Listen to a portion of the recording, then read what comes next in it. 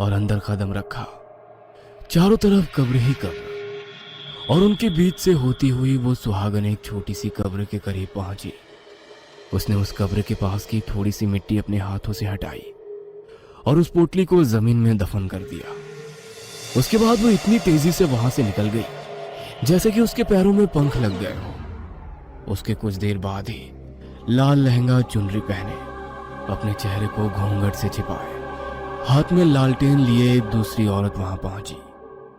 उसने उस पोटली को वापस जमीन से निकाला और फिर लालटेन उस पर दे मारा।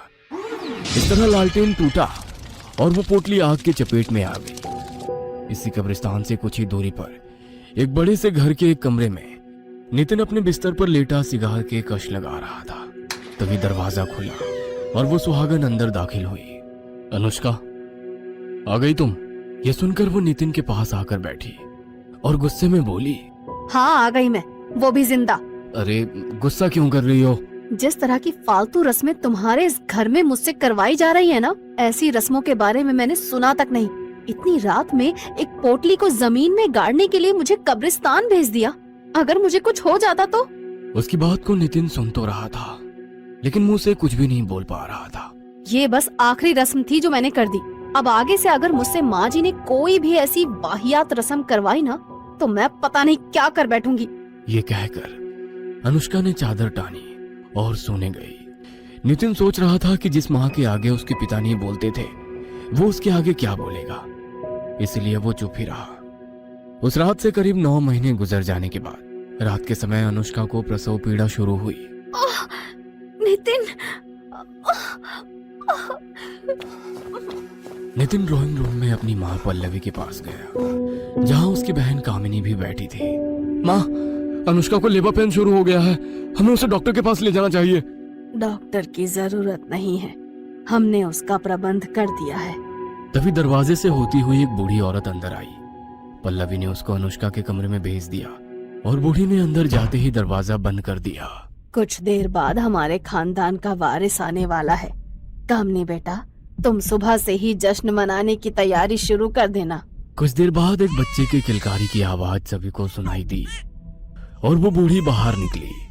मुबारक हो, आपको बेटी हुई है।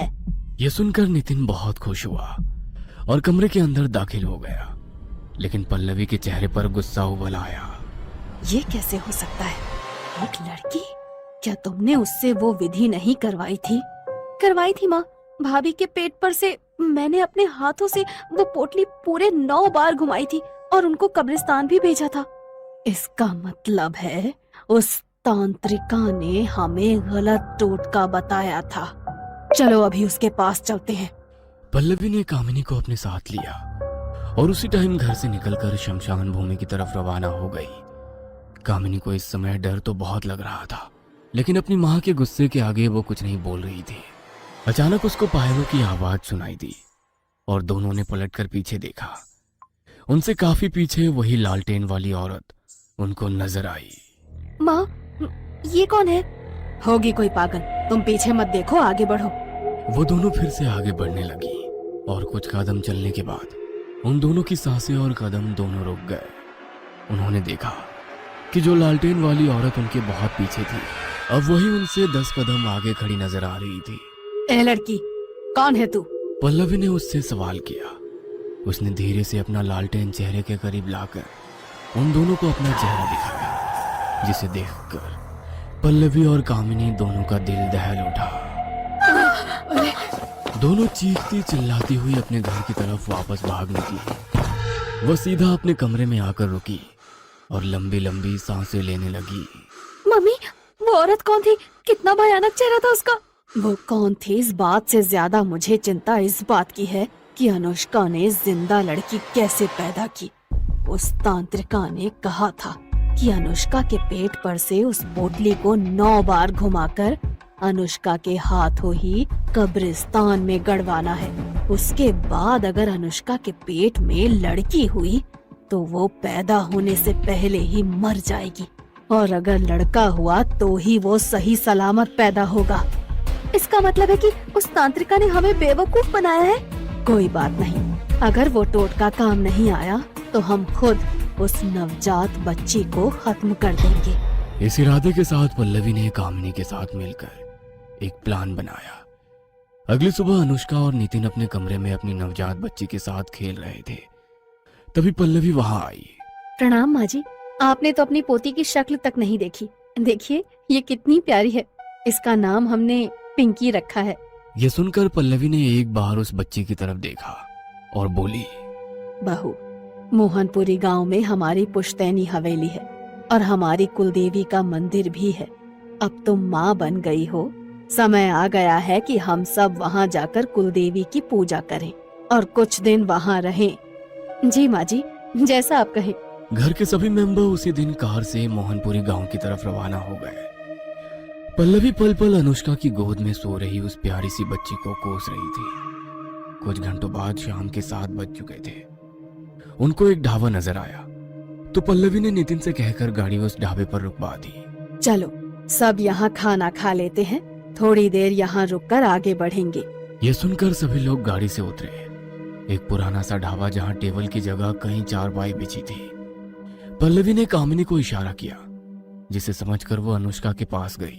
लाइए भाभी, जब तक आप खाना खाती हैं, मैं पिंकी को संभाल लेती हूँ। अरे नहीं कामिनी, मैं एडजस्ट कर लूंगी। कामिनी ठीक कह रही है अनुष्का, कम से कम खाना तो आराम से खाओ। चलो पिंकी को कामिनी को दे दो। यह सुनकर अनुष्का ने पिंकी कामिनी को थमा दी। कामिनी भी उसके साथ खेलने लगी और उसको लेकर टहलने लगी। कामिनी, वहाँ कहाँ जा रही हो? अरे भाभी मैं यही हूँ, आप फिक्र मत करो, मैं बस पिंकी को थोड़ा घुमा लाती हूँ। अनुष्का, तुम खाने पर ध्यान दो ना, वो उसकी बुआ है, संभाल लेगी उसको। अब अनुष्का और नितिन खाना खाने में लग गए। कामिनी पिंकी को ढाबे के पीछे वाले जंगल में ले गई, जहाँ से भेड़ियों की आवाजें भी सुनाई दे रही थी।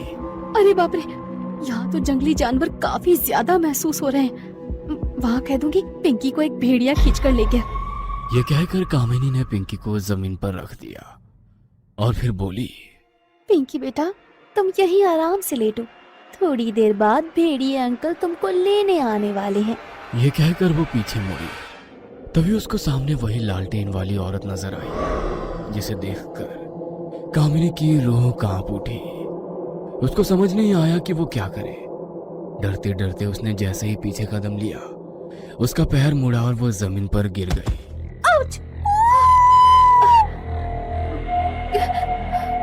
ये तो कामिनी की आवाज लगती है।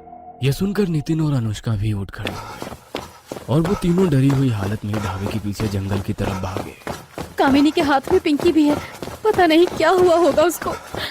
वो उसको आवाज लगाते, लेकिन सामने से कोई जवाब नहीं मिल रहा था। तभी कुछ ही दूरी पर जमीन पर उन सभी को पिंकी पड़ी हुई नजर आई। पिंकी, मेरी बच्ची। अनुष्का ने पिंकी को गोद में उठाकर प्यार किया और अगले ही पल पल्लवी चिल्ला उठी, कामिनी नहीं। सामने कामिनी की लाश पड़ी थी। उसके जिस्म से उसका सर और एक हाथ गायब था। ये खौफनाक मंजर देखकर सभी का दिल दहल उठा।